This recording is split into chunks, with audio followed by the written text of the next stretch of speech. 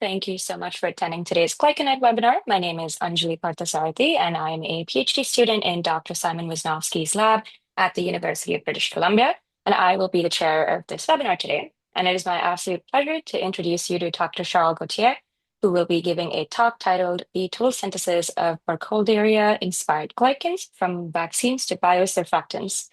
So just a little bit of intro about our speaker today. He has earned his PhD in natural products chemistry from UQAC, followed by several postdoctoral fellowships, notably in carbohydrate chemistry in France, as well as in glycobiology at the University of Oxford in the United Kingdom. Dr. Gauthier's research program centers on the synthesis of natural products and microbial glycans for the development of prophylactic and therapeutic approaches. This interdisciplinary work integrates medicinal chemistry, glycoscience, virology, and preclinical evaluation to advance structure-activity relationships and optimize the efficacy and safety of novel glycoconjugates. Dr. Gauthier and his research team have published more than 70 peer-reviewed papers and book chapters, and he has also supervised more than 65 students, trainees, and postdoctoral fellows. His research has received funding from various granting agencies such as NSERC, CIHR, the Pasteur Network, and the NIH. And with that, please join me in welcoming Dr. Gauthier, to whom I will pass it over. For any questions throughout the talk, please feel free to pop them in the Q&A box, and there will also be time for questions at the very end. Just a reminder for attendees to also fill out the EDI survey after the webinar. And Dr. Gauthier, you can take it away. Thank you, Anjali, for this introduction. Thank you for everybody who attend this webinar. I'm really proud to be here. Glyconet is a great network in Canada, so it is working to enhance the glycosciences. So I'm really proud to be part of this network. I'm really proud to be here today to present you my work. So as an introduction, I have two groups. One of my group is at INRS in Laval, in the north of Montreal area, and I have another group in Chicoutimi. So as Anjali mentioned, we are specialized in carbohydrate chemistry and natural product chemistry. We are working on different topics. So mainly the development of glycoconjugate vaccines against infectious diseases, including melioidosis, which will be one of the topic of today, campylobacteriosis and HIV. We are also working in the isolation and synthesis of microbial glycolipids and natural products. I'm going to talk today about the synthesis and isolation of rhamnolipids in the second part of my talk. And we have also recent interest in the synthesis of saponins as antiviral agents and immunostimulatory agents. And we're also working in synthetic bacterial glycans as antibiotic and labeling agents. So before going further into the main topic, I want to emphasize the molecular complexity of carbohydrates. So here I show you a photo of Professor Ben Davis, who was my former director when I did my postdoc at the University of Oxford. So Ben said that carbohydrate structures are unrivaled in the density of information that they can convey. So in contrast to the linearity of nucleic acid and proteins, polysaccharides are more complex. So you can have highly branched structures, you can have different conformation of the sugar, you can have D and L sugar, post-transitional modification can be methylation, acetylation, phosphorylation, and you have also different glycosidic linkages, as you might know, alpha and beta linkages. So here, this is a picture of the lipopolysaccharide from Myxococcus zensis, a gram-negative bacteria, just to show you the complexity of sugars. And when we consider an oligomer of 6 monomers, so for nucleic acids, we have close to 4,000 possibilities. For proteins, 64 millions. And when you consider polysaccharide, if you have 20 sugars, you have close to 200 billion possibilities. So that shows the high diversity and the information that the sugars can convey. Carbohydrates have long been considered by the scientific community only as a source of energy, as you know, glucose, sucrose, starch, and structural polymers, cellulose, which is the most abundant organic molecule on Earth, and chitin. However, now it is well documented that carbohydrates are involved with crucial biological processes They are involved in viral infections. Some viruses are sugar balls, virtually. We also have implication in the immune responses. Cancer. So when you have cancer cells, some are producing carbohydrate antigens that are different than the normal cells. Sugars are also involved in cellular sensing. You can have some interaction, sugar-sugars interaction, sugar-protein interaction, and they are also involved in bacterial infections. All the polysaccharides that are produced by the bacteria, they are really well exposed at the surface of the bacteria, and they can interact with the body. So as I told you, as the topic of my talk, we are interested in Burkholderia species. So we take our inspiration to synthesize sugar-based compounds based on Burkholderia species. Why? Because Burkholderia species are a vast group of gram-negative bacteria that are found in a wide range of ecological niches. So they can live as free-living organisms, or they can also live in association in pathogenic or non-pathogenic associations with their eukaryotic host, so which could be humans, mammals, plants, and fungi. Some Burkholderia species are causing deadly diseases, including the tropical disease and the neglected disease melioidosis, glanders, and also the Sepasian syndrome.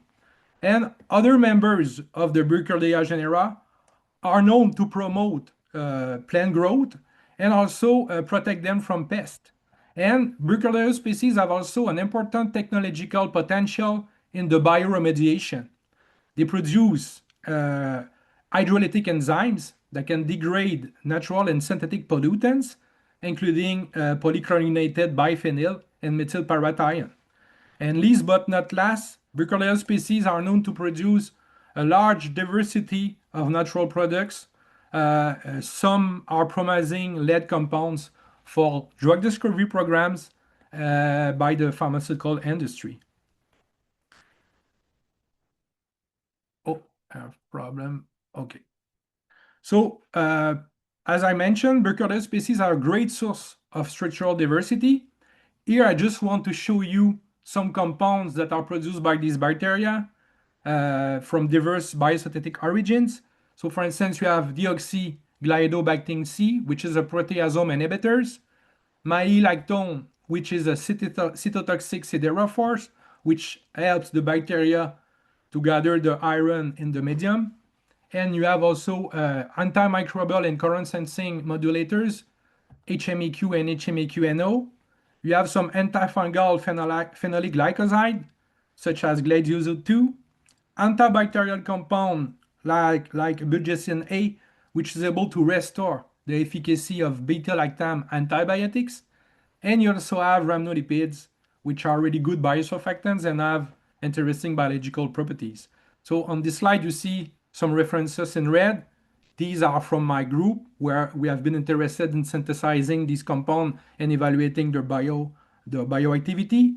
And during the last part of my talk, I'm going to emphasize on rhamnolipids.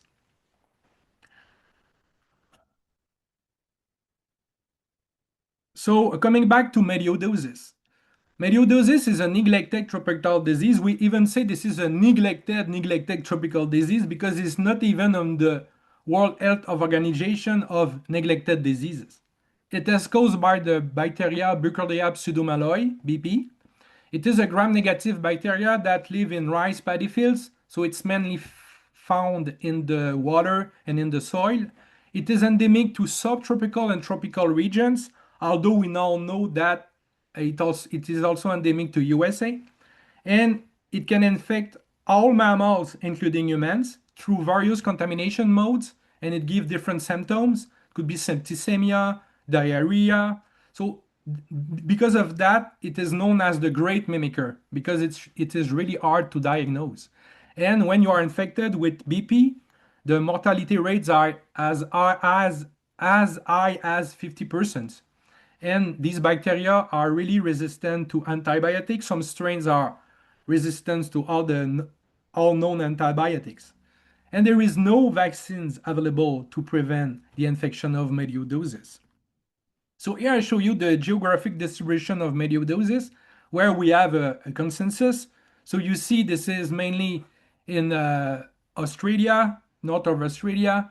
You have some reports in Indonesia, in India, in Brazil. And when we look at the geographic distribution of melioidosis, we see that there are some places where you have an environmental suitability for BP, but it is not detected. So we should have some BP in the center of Africa. And also you see in Florida, there are some soil that are suitable for BP. And in recent years, it has been found that BP is endemic to the Mississippi River. So now, because of the increase of temperature, you have chance to find BP in more northern places in the world. When I started to work on this, I was a senior lecturer at the University of Poitiers in France. BP was added by the US Centers for Disease Control and Prevention as a tier 1 silica agent in toxins. So at the same consideration than some virus that you know, Ebola, Marburg, smallpox, and some gram-negative bacteria that are really dangerous, that cause tularemia, anthrax, plague, and botulism. So Burkholderia pseudomallei, which cause melioidosis, and also Burkholderia-Malei, which cause glanders, are on this list. To be added on this list, you need to fulfill 4 criteria. So it has to cause mass casualty even in the case of a pandemic, which major effects to the economy. It has to be communicable, so by aerosol spread, so which is the case for BP. Low infectious dose, so BP, it takes just 5 to 10 particles of bacteria to cause the disease. And you have to have an interest in weaponization based on threat reporting, which is the case for BP. It has been studied by Syria, North Korea, Russia, etc. So because of that, it is a tier 1 select agent and toxin. It is really important to develop countermeasures to treat and also to prevent these infections.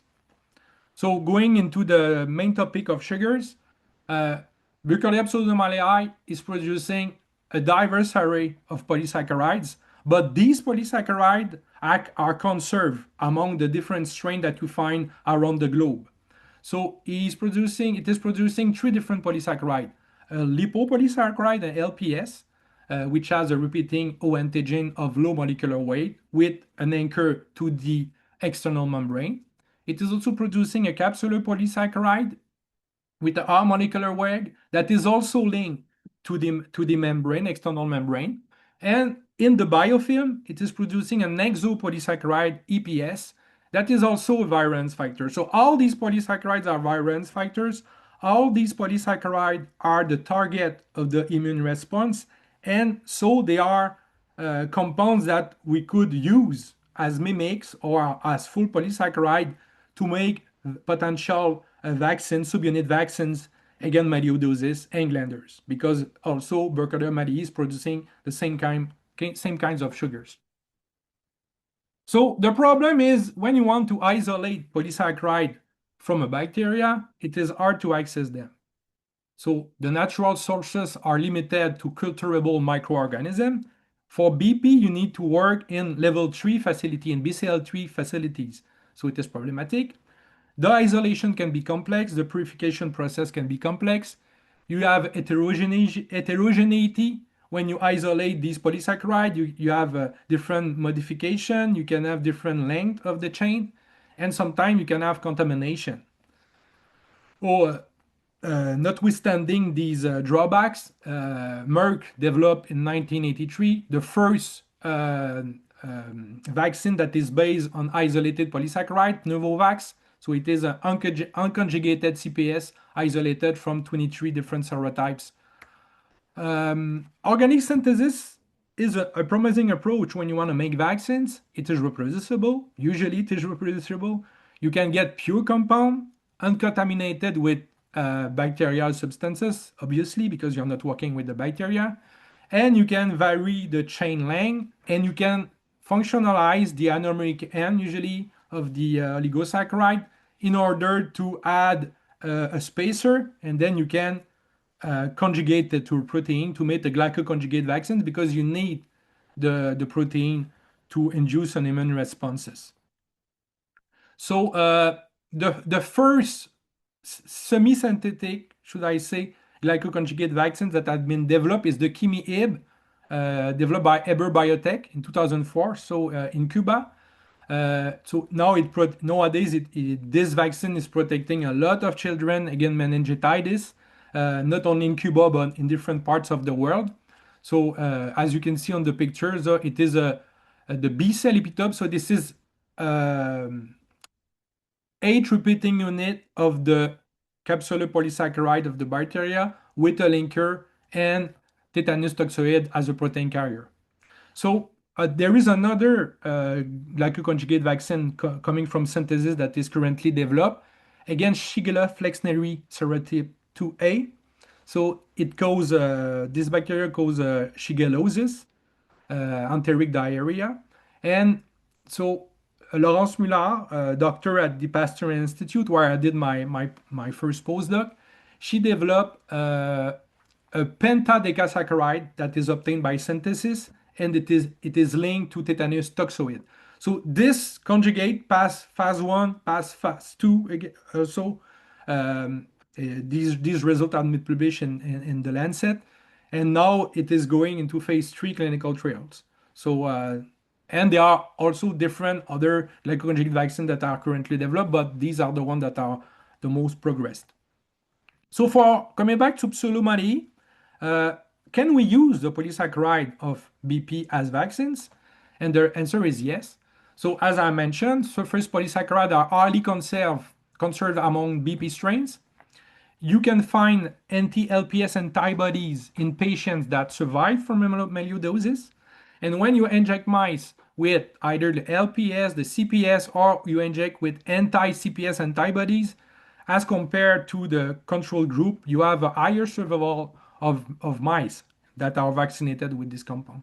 The problem, the mice are still infected at the end of the study. So this is due to the absence of a carrier protein. So when I started this project, Professor Gregory Bancroft from London School of Hygiene and Tropical Medicine mentioned that a subunit vaccine based on the combination of a protein and a polysaccharide seemed to be the most promising candidate for developing a melioidosis vaccine. So this is what we did. We took the 3 main polysaccharides produced by the bacteria and we synthesized mimics of these. So you have interest in these polysaccharides to make vaccines, but you also have interest because the compounds, the sugar unit that compose these polysaccharides are challenging from the point of view of a carbohydrate chemist, of an organic chemist. So I'm going to go back to this in the next slide, but just to show you some highlight, you have some acetyl group at different position of these compounds. So acetyl group are known to be labile group, so it's not easy to have them on the final compound. You have challenging linkages such as deoxy-beta-mannan. You have the presence of a Kdo in the beta configuration in the EPS. You have the presence of a cis-deoxy talose, which has 3 hydroxyl group in the same below the cycle, pointing toward the same direction. So this is also not easy. So I've been pioneered in synthesizing these oligosaccharides, and in the next slide I'm going to show you more detail about the chemistry. So for the CPS, so as I mentioned, there is an acetyl at position 2 in the repeating unit. You have a beta linkage. Beta mannose are known to be hard to synthesize. You have also 7 carbons. So this is an heptane. So you have to do an homologation. So we thought that we could use intramolecular aglycon delivery to approach the synthesis of this compound. Why? Because intramolecular aglycon delivery, you have here a group, a naphtide group or a PMB group. In the presence of DDQ, you form a carbocation and you can add an alcohol, for instance, a sugar.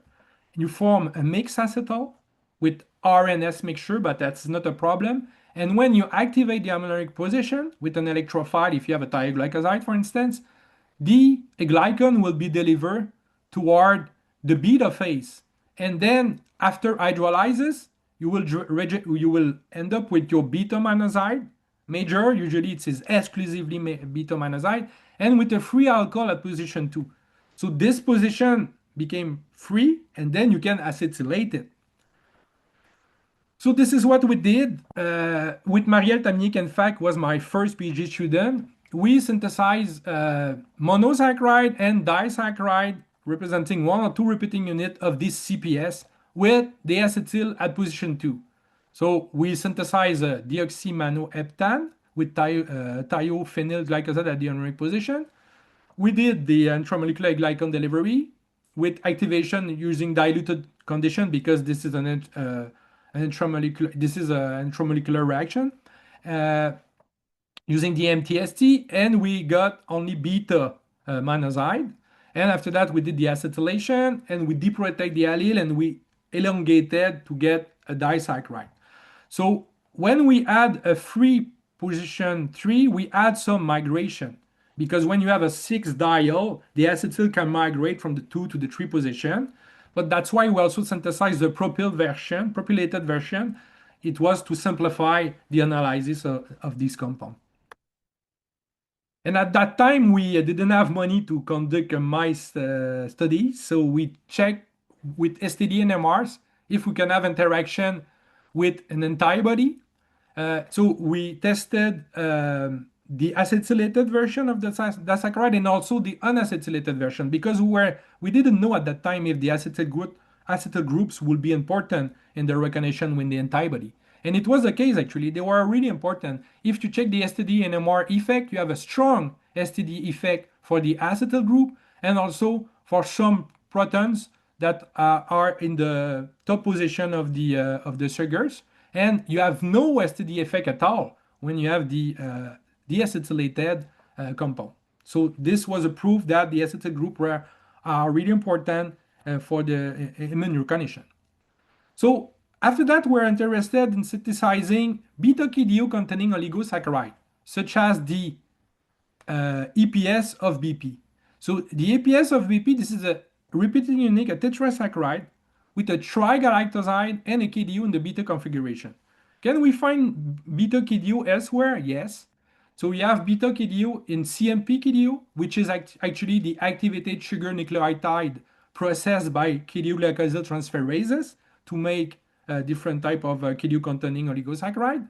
And you also have β-Kdo in the poly-Kdo linker that was identified by Professor Quist-Wilfield that makes the link between the capsule and the membrane of bacteria. So they are found in different places. So we wanted to synthesize 1 repeating unit of these EPS. So we had some challenges, beta-Kdo-isolation. At that time, nobody published a report on beta-Kdo-isolation. And we have when we have a Kdo sugar, you have a deactivate anomeric position and an inverse anomeric position because of the presence of this carboxylic acid group at position 2. You have no group at C3 if you want to have stereochemical control. You want to use the neighboring group participation. You cannot use it with the Kdo, so this is another problem. So we thought we could rely on phenacyl-assisted beta-Kdo-isolation using a 4' methoxyphenacyl group. So we thought that if we activate the sugar with an electrophile, we will get an oxocarbenium ion and the with a spirophenacedium intermediate. So the participation of the ketone of the phenacyl group on the anomeric position of the Kdo. So we could have alpha spirophenacedium, beta spirophenacedium. We did some DFT calculation. The alpha is more stable. So we should have the attack coming from the top and to get the beta-Kdo-glycoside. So this was our hypothesis. So how you get Kdo? Kdo is commercially available, but really expensive. So when you want to use gram, if you have to have very good funding or to make it. So we make it using the arabinose, using the comfort homologation. And after that, we decorated the hydroxyl group with acetyl group. We have a thioglycoside at the anomeric position. And we synthesize 2 different compounds. one with the phenacyl and one with the benzyl as a control because it shouldn't participate as a long-range auxiliary. And in the presence of different alcohol under the activation of NIS HGOTF, we actually got more beta-glycoside by a small ratio as compared to the benzyl. When you have aliphatic alcohol, you have a sugar at here with a free alcohol at position 6. We got good yields, no glycol, because usually you can form elimination byproduct. It was not our case. And a good beta to alpha ratio, moderate, should I say, beta to alpha ratio, but that was significantly higher when we have a phenacyl group. It was not perfect, but at that time it was correct, should I say. And another advantage of using this compound is the presence of the phenacyl group that you can deprotect using zinc and acetic acid, for instance, in the presence of other protecting group. So having that in hands, we synthesize the tetrasaccharide unit. So the EPS, why synthesizing the EPS? It is reactive with the sera of melioidosis patient. It is expressed among BP strain of different geographical region. EPS specific monoclonal antibody react with BM, and it is it has a great potential for developing a vaccine against melioidosis and glandular.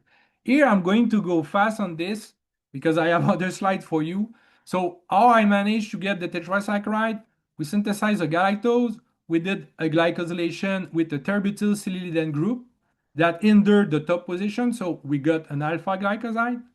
We cleave the silylidene group.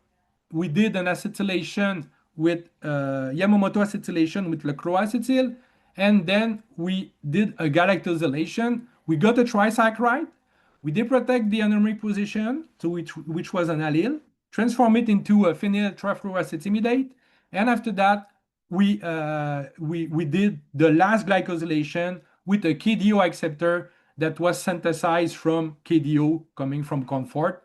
And after that, we did orthogonal deprotection of all the protecting group, thiourea, deprotect the chloroacetyl, hydrazine hydrate, the LEV, triethylamine, 3HF, the TBS, acetic acid, diisopropylidine, and hydrogenolysis with palladium. So we got the final tetrasaccharide. We are currently in the process because it was a project we finished a long time ago, but we restarted this. We are currently in the process to conjugate this to a protein and to evaluate it with melioidosis patient serum samples to see if there is really an interest in developing vaccine using that.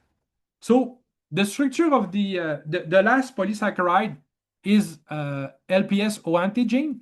So the LPS O-antigen is the repeating unit is a disaccharide. So a disaccharide composed of glucose and deoxytallose. And what is interesting is the different methylation and acetylation on the hydroxyl group at position 2 and at position 4. So according to the bacteria, BP or BM, so you can have acetyl group at position 2, methyl group at position 2, or free OH. And for BP, you have an additional acetyl group at position 4.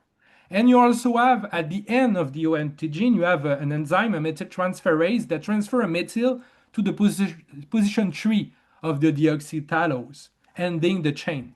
So what we wanted to do is to synthesize all the reported substitution patterns of the LPS antigen of BP to assess the importance of these methyl and acetyl group. So we synthesize actually 7 oligosaccharides, 3 that represents the intra-chain epitope of the LPS O-antigen, and 2 that represent the terminal epitope. So I'm not going into details into the synthesis, but we started from a rhamnose. We just need to do the epimerization at position 4, and we got the deoxytallose. We relied on Schmidt trichloroacetamidate. It was really working well for us. And so we synthesized all these compounds, these 7 compounds. And in collaboration with Professor Mary Burtnick and Paul Brett, we checked their antigenicity using antibodies that are specific either for BP or for BM. And when you look at it, only the terminal residues that bear their methyl group at position 3 are recognized by the antibodies. And this recognition is changing according to the antibody specific to the bacteria. So if we remove the acetyl group at position 4, you don't have the binding with the BP specific monoclonal antibody. So it means that these terminal epitopes are really important in the recognition. We also did some surface plasmon resonance with Professor David O'Cohen from the University of Nevada. So for that, we just biotinylated our compound, and we coupled them to a streptavidin-coated gold film. The analyte was the antibody specific to BM. So we were able to, using a surface plasmon resonance, to measure some KD. And we have a good KD for the disaccharide from BM, and less strong KD for disaccharide from BP because of the supplemental acetyl. And when we check for the intrachain epitope, we had no binding at all with these antibodies. So it was another highlight of the importance of these terminal epitopes. We did also some STD NMR with my colleagues in University of Naples in Italy. And we showed that also the importance of the acetyl group. So we add this antibody that is specific to BM. Great recognition with the disaccharide, especially for the acetyl group and some of the proton of the tallose. But when you add an acetyl, you lose the recognition with the antibodies. No STD effect. So we use these two disaccharides. We couple them with a protein, cream 197, using NHS ester chemistry. And we got a glycoconjugate that bear 5 to 6 sugars per protein. So we can see the increase in molecular weight using SDS page. And we also use Western blot to confirm that the antigenicity of the disaccharide moieties remain intact following coupling with the cream 197. So it was the case. We had recognition with Western blot. And MALDI-TOF also was used to assess more precisely the number of sugar per protein that we had. We see a clear increase in the molecular weight of the compound using MALDI-TOF MS.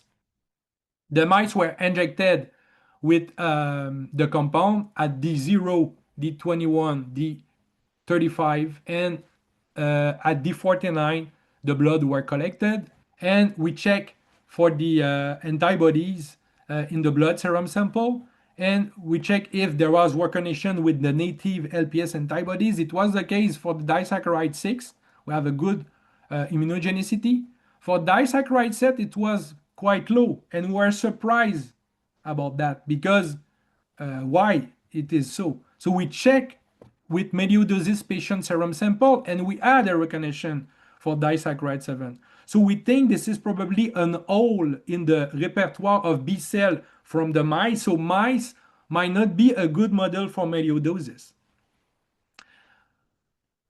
So then I had another PhD student when I started my lab in Quebec, Maud Cloutier, a bright student, and we talk.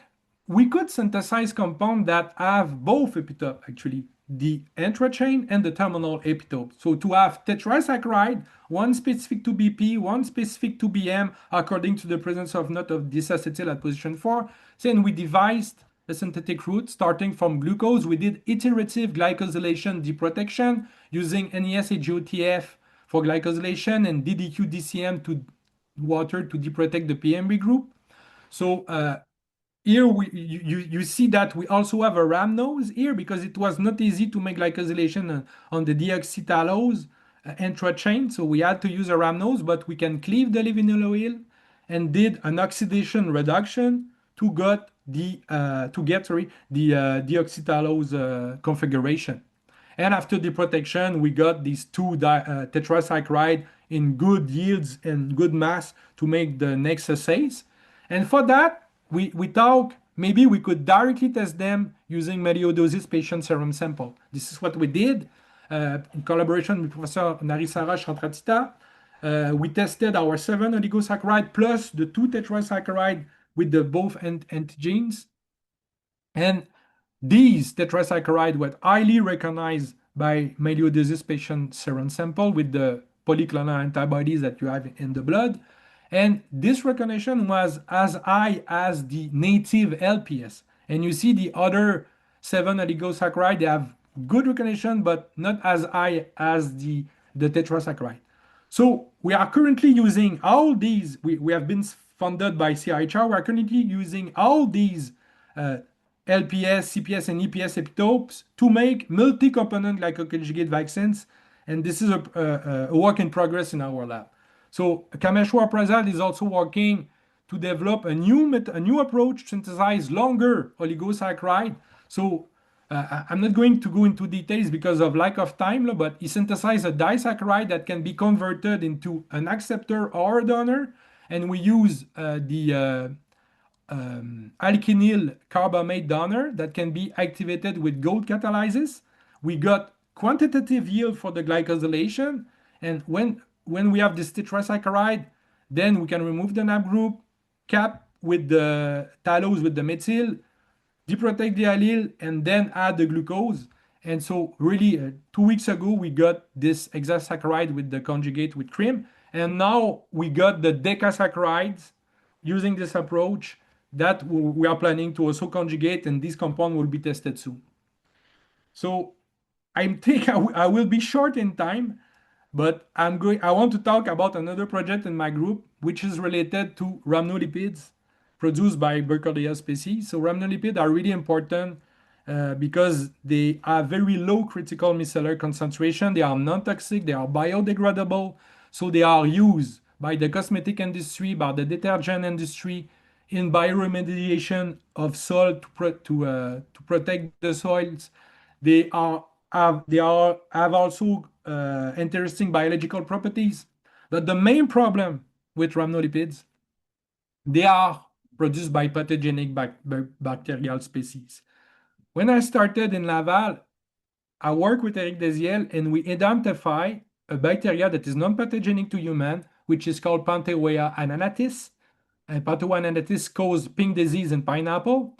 And these bacteria produce similar than rhamnolipid, but is glycolipid. And it produces the open form and macrolactonized form, ananatazide A. Here we can see the charge aerosol detection of these two compounds, the chromatogram. So we isolated these two compounds. We conducted the analysis to prove the structure. We use LCMS to prove that they have the same dialkanoic acid chain than the rhamnolipid. We use NMR to prove that the lactone, we have a lactone, HMBC to prove the linkage at the 6th position. We did chemical degradation to prove the configuration that it is D-glucose and also R3-deoxydecanoic acid with polarimetry. We did some DFT calculation because this cycle can have different conformation. And we also did some, we predict the NMR data of this compound. And we showed that there is a major conformer and a minor conformer. This kind of compound, this is a macrodilactone. It is found in nature. Professor Alois Fürstner synthesized these compounds, glycolipsin A and cycloviracin B1, isolated from Kipdelosporangium albatum. So these kind of compounds are known, but here you can see this is dimer. So you have dimer with 2 sugar. In our case, it is just 1 sugar with a lactone. So we thought could be interesting to test this compound, to synthesize this compound and to evaluate the impact of the lactonization on the biological and tensioactive properties of these new glycolipids. And we wanted to synthesize them using 3 different routes: intramolecular glycosylation, enzymatic macrolactonization, and chemical macrolactonization. So this is what we did. We synthesized 2 different glucose derivatives having participating group at position 2. We did a coupling with the lipidic chains, the C10-C10 dilipidic chains, and we got this compound. We deprotect the TBS group, the LEF group, and hydrogenolysis, and we got ananatazide B synthetically, and its physical data were similar to the compound we isolated. For ananatazide A with the macrolactone, first we studied the intramolecular glycosylation. So we appended the lipid change at position 6. Then we removed the TBS group and we tried some intramolecular glycosylation using different trifluoride as additive and different concentration. Best results were obtained when we used TMSOTF in really diluted condition because it's an intramolecular reaction. So we got quantitative yield of the lactone, and it was possible to do an hydrogenalysis. So Staudinger to remove the azidomethyl benzoate group, because you have an azide, you reduce it, and then you have an hydrolysis, and then hydrogenalysis, and we got an anatazide A. And this compound had the same physicochemical properties than the natural compound. We also tested microlactonization, standard microlactonization actually, using Keck and Fujisawa microlactonization. So for that, we just remove the benzyl ester on the lipidic chains, and we tried this condition, and it works well actually. We didn't get any dimer. We just get the lactone, the macrodilactone of ananatazide A with good yield, usually good yield. And the best was when we added potassium trifluoride as an additive, because we wanted also maybe to get the dimer, but it was not possible. We only ended up with the monomer. So when you have these compound, you can deprotect it and you get the final compound. So as I mentioned, azidomethyl benzoate group, it's interesting because you reduce the azide, you form an amine, and this amine can cyclize onto the ester, and then you release the hydroxyl group. So you can do that by hydrogenalysis, but it works better when you do a Staudinger reaction before. And for the left group, you use hydrazine hydrate and you don't have any problem. You don't cleave the ester between the lipidic change, and you get ananatazide A. Another way to synthesize ananatazide A is to use an enzyme. So we can use lipase B from Candida Antarctica that is immobilized, that is commercially available under the name Novazim 435. So we need to use anhydrous condition, and this enzyme tolerates whatever you want to give it. Toluene. So we did toluene in microwave for 3 hours using strictly anhydrous condition. We were able to transform in one step ananatazide B into ananatazide A and 64% yield. So it was, I think, for us an amazing result because we don't need to rely on a AVD protected derivative for that. So I think I still have 5 minutes, so I'm going to go a little bit faster on this. We also did macrolactone of rhamnolipids because we wanted to study what is the impact of this macrolactonization on their properties. So we actually synthesized the macrolactone at different positions, at position 4, at position 3, at position 2 of these rhamnolipids. So, and in some cases, when the lipid chains pointed toward below the cycles, we actually got some mixture, alpha-beta mixture. They were separable, but the problem was, what is the configuration of the sugar? Which one is alpha, which one is beta? Because when you have lactone at that, you have different conformation of the rhamnose. The rhamnose usually it's in 1C4, but we did some DFT calculation and we showed that sometimes the rhamnose is in 1C4, sometimes it is in 1S3, the skew bolt. Also, we have some 4C1 conformation. So we did a DFT calculation, we predicted the NMR data, and we compared them to our glycoside. And in that way, we're able to say this one is alpha, this one is beta. This is the only way we're able to determine the anomaly of these rhamnolactone. So to finish, I want to just show you the properties of this compound. So we wanted to test the critical micellar concentration, surface tension, compare ananatazide A, ananatazide B, and the rhamnolipid. They have all the same CMC activity. We also use dynamic light scattering to evaluate the size in solution. So ananatazide B has a size of 99 nanometers, And anatazid A, the problem is not soluble in water, so it was really hard to make these analyses. And these compounds are able also to do some emulsion with cyclohexane and kerosene. So anatazid B, even if you replace rhamnose with glucose, you still have good tensioactive properties. So we also tested their toxicity, because when you develop surfactant, you don't want to have toxicity. We evaluated their cytotoxicity against different cancer lines and cancer cell lines and also healthy cells. So only anatazide A was toxic, and also some lactone, some rhamnolactone, but not anatazide B. And these activity were in correlation with the activity against blood cells. So when you have a compound that is cytotoxic, you also have a compound that is active against blood cells. But you can see that antacid B, there is no toxicity at all. And we also tested, it will be my last slide, we also tested their activity against the plant immune system. Plants evolve during time because they are in presence of bacteria that produce rhamnolipid, so they are able to detect these rhamnolipid. And when they detect these rhamnolipid, they produce reactive oxygen species, ROS, the same thing that humans produce.